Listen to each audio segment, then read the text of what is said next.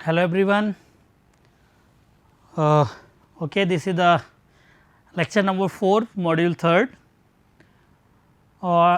In bending stresses, bending equation unit, we have discussed about the bending equations. Okay. We have also discussed about the section modulus, moment of inertia of different cases. Okay. Now, in this lecture, I will tell you about the design of simple beam section according to your syllabus. Here we will discuss only related to AKTU syllabus. So, in this unit, the one topic is design of simple beam section. In previous classes, we discussed about a beam whenever it loading and there is a zero shear force, means constant bending moment. At that section, we find out the different properties. We also find out m upon I equal to sigma upon y equal to E upon r, bending equation. Okay. So, before starting design of simple beam section, let me introduce to myself first of all. So, myself Indresh Kumar Singh, Department of Civil Engineering, BBD and IIT Lucknow. Okay. So, let us start, because this is a very interesting topic in related to the bending moment. ठीक है. So, design of simple beam section, introduction of solid mechanics KCE 402 subject code AKTU. This is the lecture number 4 of unit 3rd. Okay. Okay, start. So, design of beam of bending, कोई भी चीज़ अगर है उसकी design करनी है तो हमको क्या करना है. ठीक है. तो पहले दिमाग में बात आती है कि डिजाइन अगर करनी है, आपको किसी ने बात बताई कि वी वांट टू बीम और column. So first of all you ask him कि उसकी क्या डायमेंशंस हैं. ठीक है. तो डायमेंशन तो बताओ, तभी तो हम डिजाइन करके बताएंगे बीम कितनी बनेगी, कितना लोड बियर करेगी, कितना मूवमेंट कहाँ पे उस पर अप्लाई होगा, कितना लोड आएगा, क्या वो उसको बियर कर पाएगी, वो बात की सब बातें हैं. पहले हमें डायमेंशन पता चले, बीम डिजाइन कर देंगे तब हम बताएंगे. और वो बीम जो डिजाइन करेंगे दो चीज़ों से, या तो डायमेंशन पता चल गई तो हम ये बता सकते हैं कि कितना वो हमारा लोड जो अप्लाई करेंगे उसको बियर कर सकती है, मूवमेंट रेजिस्टेंस कर सकती है, या तो आपको ये पता चलेगा कितने लोड के लिए आप बीम डिजाइन कर रहे हो. ठीक है. अगर लोड आपको पता है कितना उस पर अप्लाई होगा, कितना उसको रजिस्ट करना है, तो हम उसके बेसिस पे डायमेंशन निकाल सकते हैं. वाइस वर्सा है, समझ लो ध्यान से. ठीक है. तो कुछ सब्जेक्ट में आपको डायमेंशन पता रहती है, लोड निकालना होता है, कहीं पे लोड और बेंडिंग मूवमेंट पता है तो आपको डायमेंशन निकालनी है, ये डिजाइन करनी है. तो अब हमारे इस इंट्रोडक्शन टू सॉलिड मैकेनिक्स में यहाँ पे आपको अगर फोर्स पता है, लोड पता है, कितना उसके एक्सिस पे आ रहा है, कितना लोड अप्लाई हो रहा है, बेंडिंग मूवमेंट कितना है, तो हम डायमेंशन निकाल लेंगे. डायमेंशन मतलब उसकी लेंथ, विड्थ, डेप्थ. ठीक है. ये चीज़ें हमको फाइंड करनी है बीम की. इसी को बोलते हैं design of beam for the bending. तो बेंडिंग में डिजाइन करना है तो design of the beam involves the determination of size, cross section की जो साइज रहेगी of the beam for a given loading condition. ध्यान रखिएगा, दो कंडीशन आपको बताई हैं. ठीक है. या तो डायमेंशन पता है तो आप लोडिंग कंडीशन बता सकते हो कितनी तक बियर कर सकता है. लेकिन अगर आपको यहाँ पर जो हमारे इस सब्जेक्ट में है लोडिंग कंडीशन गिवन है तो फिर क्या करोगे, तो हमें डायमेंशंस बतानी है. ठीक है. तो डायमेंशन आपको फाइंड आउट करनी है कब डिजाइन ऑफ बीम में जो इन्वॉल्व कर रहे हो, तो उसमें हम क्या करेंगे, डिटर्मिनेशन ऑफ साइज कब ऑफ द बीम, जब गिवन होगी loading condition. The maximum bending moment of beam is determined from the loading condition. Example, अगर सिंपली सपोर्टेड बीम कोई दी गई है आपको और यहाँ पे लोडिंग कंडीशन कैसी यूडीएल है और ये हम कहते हैं डब्ल्यू अगर लोड है और this is the length L, तो मैक्सिमम कहाँ पर आ जाएगा, इसके सेंटर पे आ जाएगा ये मैक्सिमम मोमेंट. तो बेंडिंग मोमेंट मैक्सिमम जो आ गया W L square upon 8. Moment तो मैंने निकाल लिया, कहाँ से निकाल लिए, लोडिंग कंडीशन से.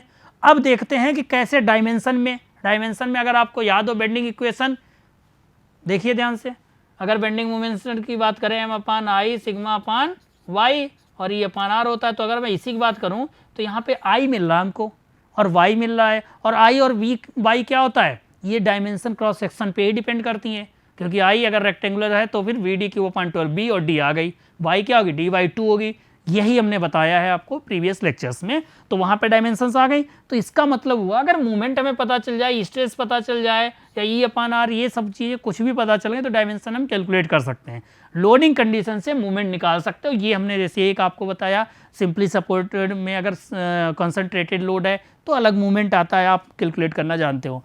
इसके अलावा आपका यूवीएल अगर आपका है तो उसके लिए बेंडिंग मोमेंट कैसे निकालोगे, मैक्सिमम कहाँ पे होगा, वो सारे निकालोगे। Means the maximum bending moment of beam is determined from the loading condition. Given the bending moment and permissible bending stress of the material of beam, the section modulus of the beam is determined from the expression of bending stresses. Section modulus हम निकाल सकते हैं, that is m sigma z sigma. Okay, here given कौन सी दो condition कि अगर permissible bending stresses आपको पता चल गए, बेंडिंग मूवमेंट पता चल गया किसी भी मटेरियल ऑफ द बीम का, from where we calculate the section modulus of beam. Okay, once we calculate the section modulus then there is no problem, because we find out the in previous lecture z, and z जब find किया तो आपने section modulus for different cross section, if it is a rectangular, okay, then we find out B D square upon 6, कैसे आया था, ये आई upon y होता है और आई क्या होता है B D cube upon 12 upon D Y 2, ठीक है, ये आ जाएगा वी डी स्क्वायर अपान 6। कहाँ से आया, प्रीवियस लेक्चर को देख सकते हो। मतलब ये हुआ कि अब वी और डी क्या है, अगर रेक्टेंगुलर मैंने बात की है तो इसकी डायमेंशन ही तो है, दिस इज द वी और ये D, it's easy. Okay, so for the designing of the bending beam, designing of beam for bending, so first of all you know about the condition of the beam, how loading there, okay, whenever we know about the loading condition then we find out the maximum bending moment, and if we know about the bending moment and permissible bending stresses of the material of beam, then by using the formula m equal to z sigma and we calculate the z. Okay. So, we find out the z, what is z? It is a section modulus, and whenever we calculate the section modulus then it is too easy to find out the dimension of cross section of the beam, okay, because we know about the formula of the section modulus for different cross sections. Okay. So, beam of uniform strength in practices, a beam of uniform cross section is designed for the moment of resistance for the same maximum bending moment and beam is supposed to carry. Got it?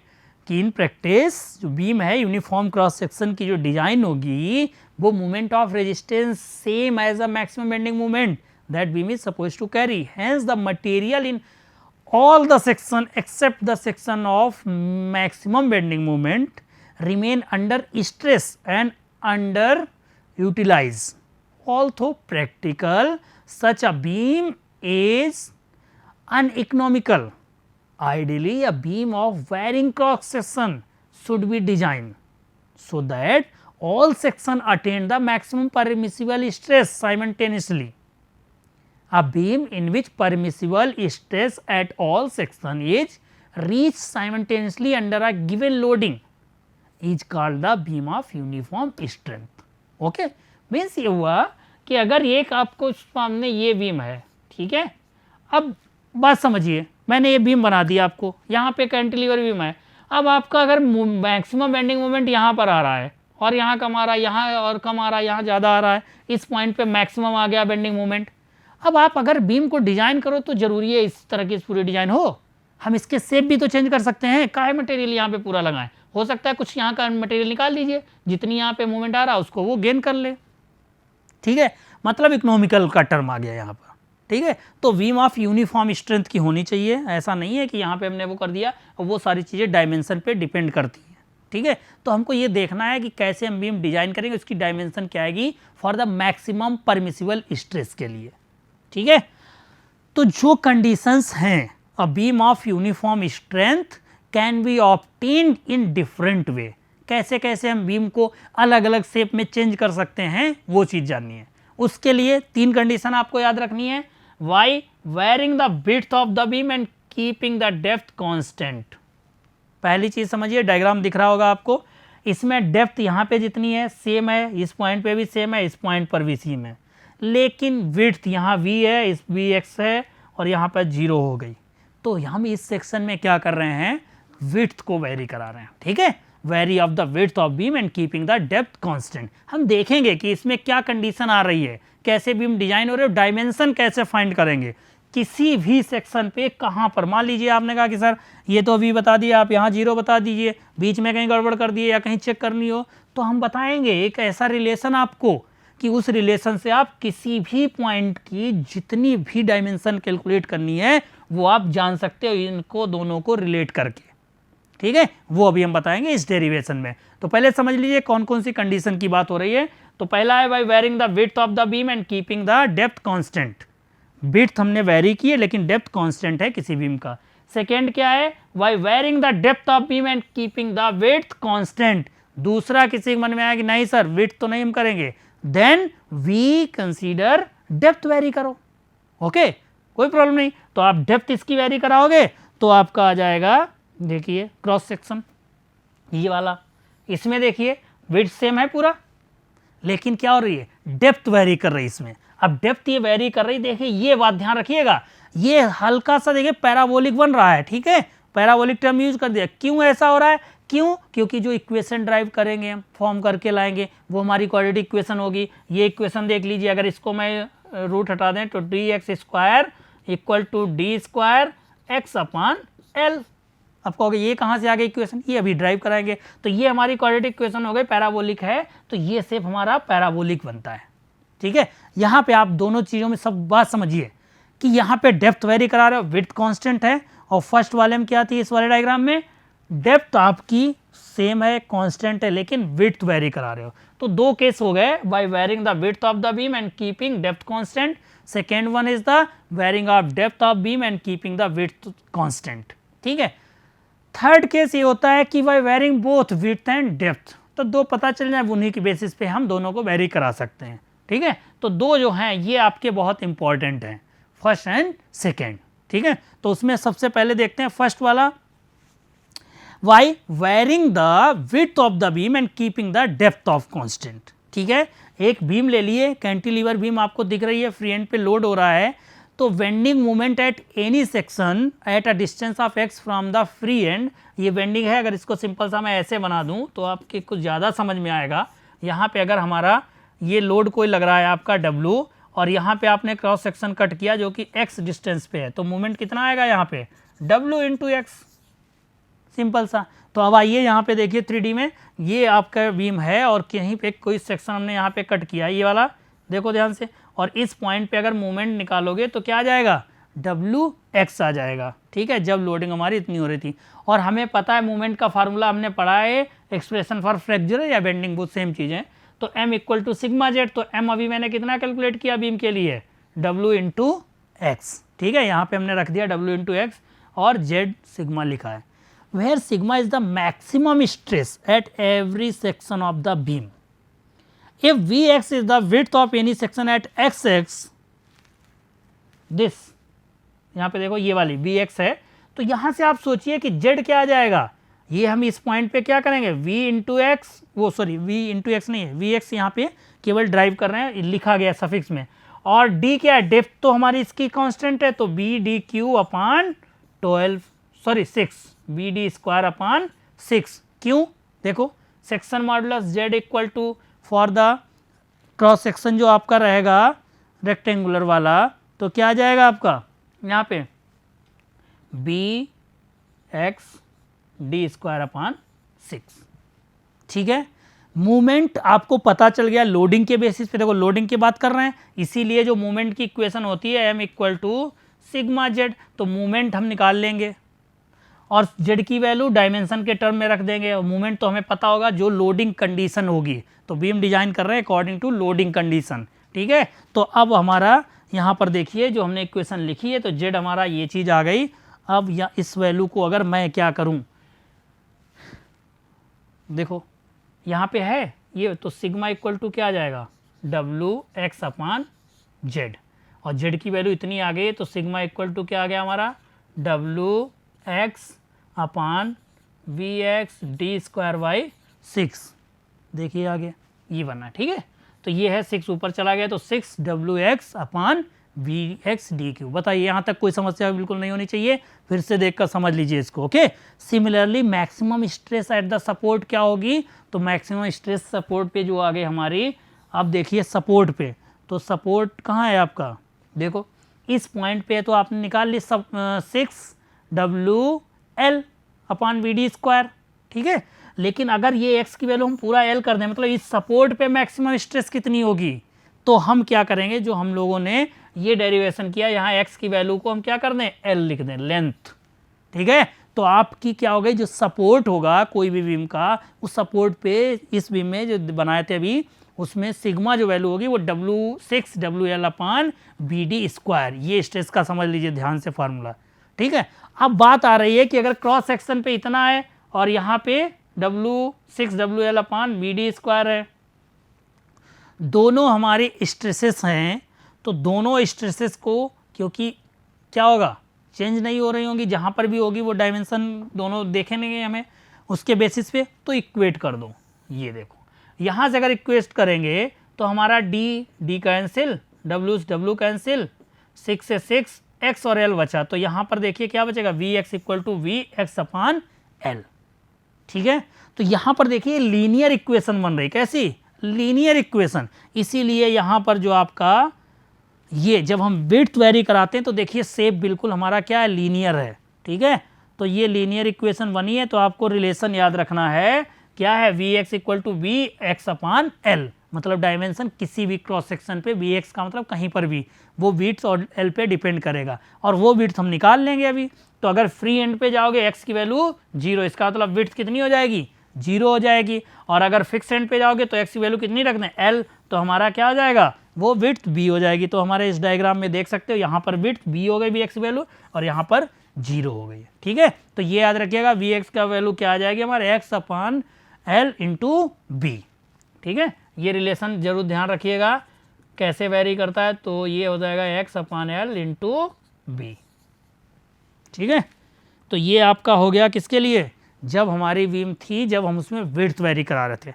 अब depth very कराओगे अगर आप, तो same बिल्कुल आप क्या करोगे, आपको मूवमेंट निकालना पता है, लोडिंग के बेसिस पे सेम निकल आएगा, सिग्मा निकल कर आ जाएगा। ठीक है, केवल और केवल जो उसका रिलेशन आता है इसका, तो वो आप यहाँ पर डेप्थ वाले में ध्यान रखिएगा। विड्थ का तो याद है आपको, जब विड्थ वेरी करा रहे थे तो x upon L into B था, और जब डेप्थ वेरी करा रहे होगे तो D X equal to D under root X upon L. ठीक है, यहाँ पे डेप्थ हो गई, तो बस याद रखिएगा एक्स एल जो था वहाँ वी की जगह पे दोनों जगह डी चेंज करो और एक्स एल को अंडर रूट में कर दोगे। ठीक है, ये ड्राइव होकर आती है इक्वेशन, देख लीजिएगा। तो ये जब हमारा आया रिलेशन, तो हमें पता चल गया पैराबोलिक होगा, तो ये डेप्थ वेरी करा रहे हैं। ठीक है, वैल्यू पुट करो इस इक्वेशन में, कोई भी x की वैल्यू पुट करोगे तो वो हमारा कर्व जो बन के आएगा वो पैराबोलिक आएगा। तो ये डेप्थ के लिए हो गया, यहाँ पर अगर x वैल्यू l रख दोगे तो ये d आ जाएगा और वहाँ पर 0 आ जाएगा। ठीक है, तो ये दोनों हमारा क्या है, डिजाइन के लिए हमने देख लिया है कि कौन कौन सी चीज़ वेरी करा सकते हैं हम। जब इकोनॉमिकल की बात आती है कि ज़रूरी नहीं है सारा मटेरियल इतना यूज हो जाए, तो हमारी जहाँ मैक्सिमम स्ट्रेस हो, मैक्सिमम बेंडिंग मूवमेंट हो, उसको वो गेन कर सके, उसको बियर कर सके बीम, हमें वैसा बनाना होता है, इकोनॉमिकल बनानी होती है कोई भी बीम। ठीक है, तो उसमें हम ऐसा कर सकते हैं, कहीं विड्थ वेरी करा देते हैं, कहीं डेप्थ वेरी करा देते हैं, कहीं दोनों को वेरी करा सकते हैं, ये भी काम कर सकते हैं। इससे रिलेटेड न्यूमेरिकल आपका है, ये देखिए जो आपका डिजाइनिंग का है कि a timber beam of rectangular section. मैंने बताया कि किसी भी बीम न्यूमेरिकल को सॉल्व करने से पहले आपको पता होना चाहिए कि न्यूमेरिकल में गिवन क्या है, सबसे पहले फाइंड आउट करो। ठीक है, उसी को लिखा करो, उसके बाद में देखो क्या फाइंड करना है आपको, वो चीज़ लिखो और फिर देखो कि ये इसमें कौन कौन से फार्मूले हम लगा सकते हैं वो लिख लो साइड में, फिर आप कोई से फार्मूला यूज करते रहो। तो देखते हैं कि एक कोई टिम्बर बीम है, रेक्टेंगुलर क्रॉस सेक्शन है, रेक्टेंगुलर क्रॉस सेक्शन है तो बना दिए रेक्टेंगुलर। लोड कितना इस पे आ रहा है 2 kilo Newton at mid Spain, मतलब कोई बीम रही होगी, ठीक है, कौन सी है, सिंपली सपोर्टेड है, ठीक है, सिंपली सपोर्टेड बीम है, 2 kilo Newton at mid Spain, मतलब 2 किलो न्यूटन इसके मिड स्पेन पर आपका जो 3.6 मीटर की बीम है और इसके सेंटर पे आपका क्या है 2 किलो न्यूटन आपका लोड अप्लाई हो रहा है, ठीक है। और क्रॉस सेक्शन आपका ये जो है रेक्टेंगुलर, इसका मतलब अगर हमें डिजाइन करना है तो क्या करना होगा, विड्थ और डेप्थ निकालनी होगी, ठीक है। देखते हैं, कह रहा है if the depth of beam is the twice of the width, अगर ये विड्थ v है हमारी x तो डेप्थ कितनी हो जाएगी 2x, and the bending stress is not exceed to 9 newton, मतलब सिग्मा गिवन है आपका 9 न्यूटन पर mm square. Determine the cross section of dimension, बहुत आसान है, इसमें तो आपको केवल एक पता चल जाए b, तो d निकाल सकते हो, ठीक है। तो अब देखिए सिग्मा गिवन है, आपको फार्मूला पता है कि हमें सर पता है m equal to sigma z, और अगर z पता चल जाए जब रेक्टेंगुलर है तो z इक्वल टू होता है वी डी स्क्वायर बाई 6, बहुत आसान हो गया, वी डी स्क्वायर बाई 6, और इसमें b और d की दोनों की आपको रिलेशन दिया गया है, तो अगर वैल्यू रख दें तो हमारा क्या आ जाएगा x इंटू 2x का स्क्वायर अपान 6, तो ये आ जाएगा 4x क्यूब अपान 6z।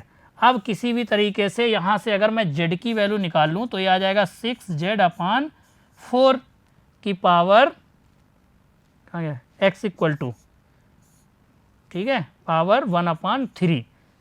अब z आपको कैलकुलेट करनी है, तो z जो होता है क्या होता है सेक्शन मॉडुलस, तो सेक्शन मॉडुलस यहाँ से हम निकाल सकते हैं z equal to m upon sigma, और यहाँ पे सिग्मा की वैल्यू गिवन ही है हमारी 9, तो अब सिंपल सा बचा क्या m मूवमेंट। समझिए न्यूमेरिकल में सारी चीज़ें गिवन है आपको, केवल और केवल स्ट्रेस गिवन है, सेक्शन मॉडुलस फाइंड करेंगे हम, सेक्शन मॉडुलस z अगर पता चल जाए तो हमें बी डी स्क्वायर बाई 6 पता है, ठीक है, और b और d का रिलेशन पता रख दिए तो x की वैल्यू आ जाएगी, यहाँ रख दोगे बी डी निकल आएगी। अब बात आ रही है सर मूवमेंट नहीं पता है, मूवमेंट की वैल्यू रह गई हमारी, वो कैसे दी, वो तो न्यूमेरिकल में गिवन नहीं है, तो कोई बात नहीं है, तो कोई कंडीशन दी होगी, तो इन्होंने ये किस लिए दिया आपको, ये इसीलिए दिया कि बेंडिंग मूवमेंट निकालो। बेंडिंग मूवमेंट निकालना है, क्या है आपका 3.6 मीटर का स्पेन, एक सिंपली सपोर्टेड बीम, सेंटर पे आपका क्या लग रहा है, उस पर लोड अप्लाई हो रहा है, ठीक है। अगर सेंटर पे आपके लोड अप्लाई हो रहा है तो आप उसका मूवमेंट निकाल लीजिए। तो आपको पता होना चाहिए कि सिंपली सपोर्टेड बीम अगर सेंटर पे कोई भी लोड अप्लाई हो रहा है W लोड और इसकी लेंथ L है तो मूवमेंट कितना आता है WL/4, और जब हमारा UDL पूरी बीम पर होता है तब मूवमेंट कितना आता है WL²/8, ठीक है। इस तरीके से याद रखने फार्मूले, बस सिंपल सा WL/4 आ गया, इसका कहाँ गया देखिए मैक्सिमम बेंडिंग मूवमेंट, ये निकाल लिए 1.8 आ गया, कोई समस्या नहीं है आपको। जैसे बेंडिंग मूवमेंट निकल कर आया आपको पता है ये चीज़ आपने क्या निकाला, ये तो सेक्शन मॉडुलस है, z की वैल्यू ये निकल कर आएगी VD³/6, ठीक है। यहाँ पे डेप्थ ऑफ द सेक्शन 2 भी दी गई है, तो यहाँ पे हम रख देंगे वैल्यू V2D स्क्वायर। अब ये चीज़ क्या आई है, ठीक है, ये VD की वैल्यू नहीं है, यहाँ पर जो फार्मूला लिखा है वो आपको आई है 1/6, मतलब z, इसके ऊपर लिख लो z इक्वल टू m/सिग्मा, ठीक है। तो सिग्मा की वैल्यू दी है, m की वैल्यू दोनों रखे, तो यहाँ से जब सॉल्व किए तो VD² ही आ गया वैल्यू, ओके। अब ये VD का रिलेशन दिया गया तो इसी इक्वेशन में हमने रख दिया V इक्वल टू 2D, बस ये वैल्यू रख दिए, यहाँ से कैलकुलेट किए, विड्थ आ गए, इसके ट्वाइस डेप्थ है, बीम हमारी डिजाइन हो गई, ओके। आई होप कि आप लोगों को ये बात समझ में आई होगी। एक और न्यूमेरिकल ये वाला है, आप इसको देख लीजिए, लिख लीजिए, ठीक है। इसका सोल्यूशन ये है, सेम बिल्कुल है, इसको आप कर लेंगे, कोई इसमें दो चीज़ नहीं है, ओके क्लास, थैंक यू।